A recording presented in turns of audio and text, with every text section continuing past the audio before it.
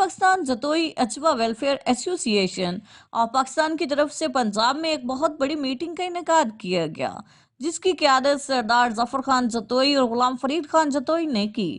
آل پاکستان جتوئی برادری کے سیاسی و سماجی شخصیات نے کثیر تعداد میں شرکت کی۔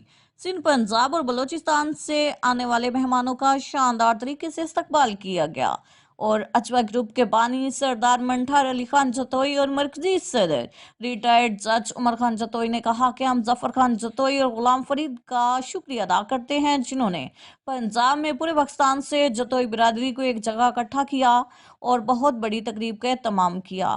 ہم ان کا دل کی گہرائی سے شکریہ ادا کرتے ہیں اور میڈیا سے گفتگو کرتے ہوئے کہا کہ ہماری تنظیم کا مقصد ہمیشہ اپنی جتوئی برادری کے کام آنا، جتوئی قوم میں تعلیم کا شعور پیدا کرنا، اپنی قوم کو ایک پلیٹ فارم پر اکٹھا کرنا ہے، پورے ملک میں جتوئی برادری کا نام روشن کرنا ہے، جتوئی قوم کے جھگڑوں کو ختم کرنا ہے۔ جتوئی قوم ایک دوسرے کے ساتھ ہے اور ساتھ رہے گی، ہم ایک جسم ایک جان ہے۔ ہمارا جتوئی قوم کو پیغام ہے کہ جتوئی برادری ایک پلیٹ فارم پر اکٹھے ہوں اور جتنا ہو سکے اپنے بچوں کو تعلیم دیں اور پاکستان کا نام روشن کریں۔ ڈیرہ غازی خان سے اشرف لسکانی کی رپورٹ کے مطابق ٹی ایچ کیو ہسپتال گیٹ پر ایمبولینس اہلکاروں کے ساتھ مقامی ڈاکٹرز کی غنڈہ گردی۔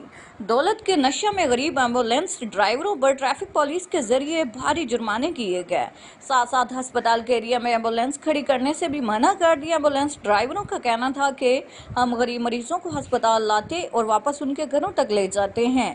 ہماری ایمبولینس اگر ہسپتال کی دیوار کے ساتھ نہیں ٹھہرنے دیتے تو ہمیں متبادل جگہ دینا انتظامیہ کا کام ہے۔ سابق امیدوار حلقہ پی پی 272 ملک عبدالافاد لنگڑیال کی گزشتہ رات بیٹ مندو آمد۔ مقبول برادری کے سربراہ میاں خالد مصطفیٰ مقبول کی طرف سے دیے جانے والے عشائیہ میں شرکت کی۔ پی پی 272 کے ضمنی الیکشن بارے تفصیلی تبادلہ خیال، دونوں رہنماؤں کی ضمنی الیکشن پی پی 272 اور مستقبل میں مل کر ساتھ چلنے پر اتفاق ملاقات میں ملک اقبال عربی، میاں ہاشم چھجڑا ساجد بھی موجود